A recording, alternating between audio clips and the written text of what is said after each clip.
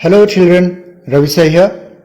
Welcome back to the fourth session of Cultural Heritage of India, Sculpture and Architecture. The third chapter in the history section of your social science textbook for class 10. Dear children, in this session we shall discuss the art of stupa architecture of ancient India, wherein we shall first of all discuss architecture of stupa, then Mauryan art of stupas, and then Dravidian art of stupas of South India. At the end of this video, children, I'll also discuss the most important questions frequently asked in the board examination from this topic. I'll also tell you how to answer those questions with the help of today's video. First of all, let's begin with the architecture of stupa or stupa architecture. Children, stupas, chaityas, viharas and caves are the gifts of Buddhism to the field of architecture. Stupa means an oval-shaped construction under which the remains of Lord Buddha's body were kept in a box. बच्चों, जैसे हिंदुओं के लिए temple होता है मंदिर, मुस्लिमों के लिए मस्जिद होती है मॉस्क, क्रिश्चियंस के लिए चर्च होता है, सिख लोगों के लिए गुरुद्वारा होता है, पारसियों के लिए अग्यारी होती है, वैसे ही बुद्धिस्ट लोगों के लिए प्रार्थना के लिए वर्शिप के लिए स्तूपा होता है. उनका टेंपल जो होता है उसे स्तूप कहा जाता है.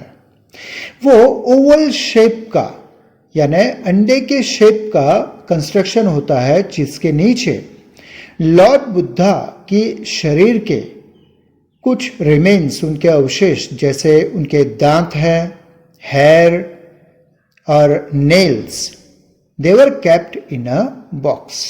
इस स्तूपा के नीचे रखे जाते हैं. The salient features of a stupa architecture are as follows. Stupa architecture की खास विशेषताएं कौन कौन सी हैं? तो ये चार हैं. Number 1, harmika, medhi, pradakshinapath and torana. Now what are these harmika, medhi, pradakshinapath and torana? Let's try to understand them with the help of this picture. Children, as you can see, Harmika means a railing round the top of the oval-shaped stupa. Medhi means an elevated circular path around stupa.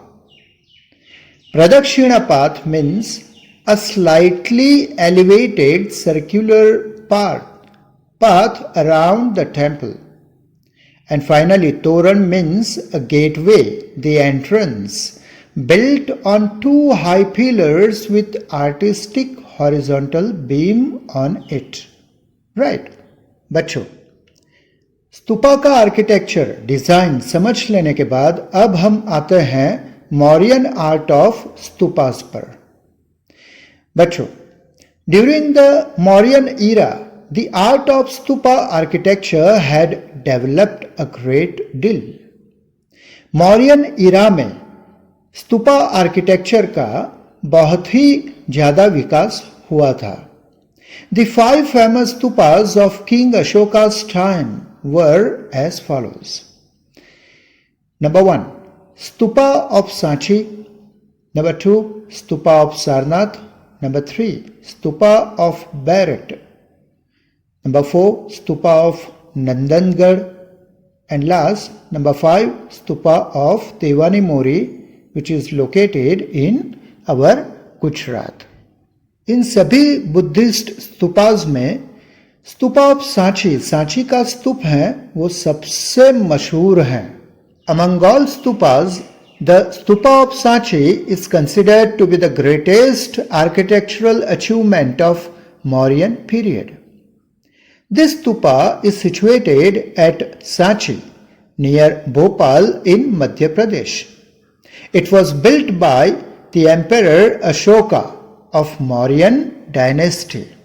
It was made of bricks. ये ईंटों से बना हुआ था. During Shung period, it was covered by stones and its size was doubled. बच्चों, सम्राट अशोक की मृत्यु के बाद दूसरे भी डायनेस्टी के कई किंग्स भारत में हुए थे. उनमें से एक डायनेस्टी थी शुंग. अब इन शुंग डायनेस्टी के राजाओं ने जब इस ग्लोरियस सांची स्तूपा को बहुत ही बुरी हालत में देखा तो उन्होंने क्या किया कि जो ओरिजिनल स्तूप था, सांची का स्तूप, उसके ऊपर स्टोन्स का एक लेयर बना दिया ताकि अंदर का स्तूप प्रोटेक्टेड रहे for a long time, right.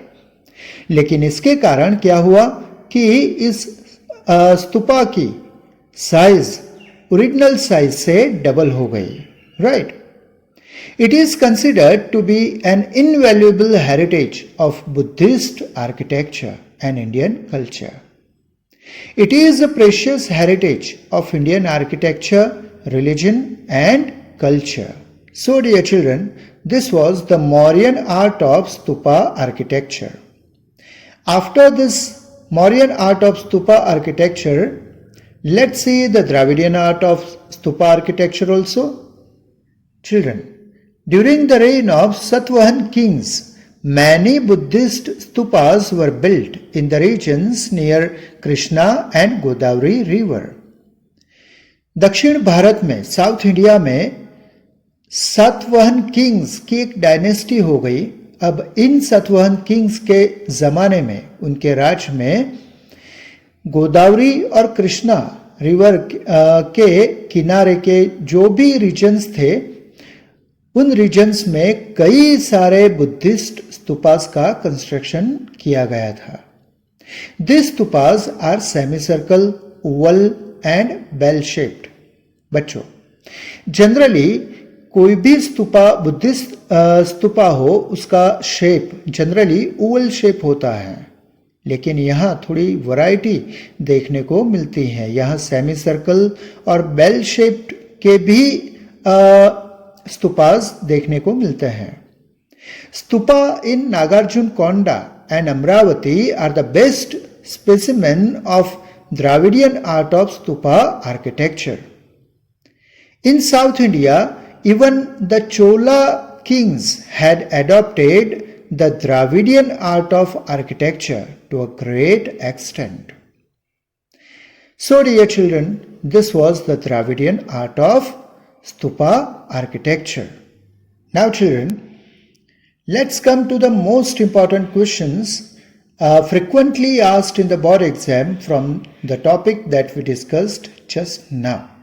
बच्चों, सेक्शन सी में 3 मार्क्स के लिए आपको एक क्वेश्चन कई बार पूछा जाता है. What is that question? Write a note on stupa of Sanchi. बच्चों, अगर ये क्वेश्चन आपको पूछा गया तो आपको सिर्फ स्तूपा ऑफ सांची के जितने भी पॉइंट्स हैं वे ही आपको लिखने हैं, राइट. लेकिन अगर आपको पूछा गया कि write a note on stupas of Mauryan era, तो आपको शुरुआत से लेकर यानी इंट्रोडक्टरी जो 2 लाइंस हैं उनके साथ ये स्तूपा ऑफ सांची को इंक्लूड करना होगा, राइट. लेकिन अगर आपसे ये पूछा जाता है कि write a note on stupa architecture of ancient India, तो बच्चों आपको क्या लिखना है? मौर्यन आर्ट ऑफ स्तूपा और द्राविडियन आर्ट ऑफ स्तूपा दोनों को कंबाइन करके लिखना है. लेकिन उनमें स्तूपा ऑफ सांची को डिटेल में इंक्लूड करना नहीं है. समझे बच्चों? अब शायद आप मुझसे ये पूछोगे कि रवि सर के वो पहले जो दिखाया गया था, डायग्राम दिखाया गया था स्तूपा का, राइट, डिज़ाइन दिखाई गई थी, तो उस पर कोई क्वेश्चन नहीं आएगा. बच्चों, उस पर ज़्यादातर 3 मार्क्स के क्वेश्चन उसमें से नहीं पूछे जाएंगे. सिंपली 1 मार्क के ऑब्जेक्टिव क्वेश्चन शायद आपको पूछे जा सकते हैं. फॉर एग्जाम्पल आपको ये पूछा जाएगा कि हर्मिका किसे कहते हैं, राइट, मेढी किसे कहते हैं, तोरण किसे कहते हैं, वगैरह वगैरह. Right dear. So dear children, that's all in today's session. See you soon with a new topic and a new hope of learning something new. Till then, wish you all the very best with today's learning. Bye.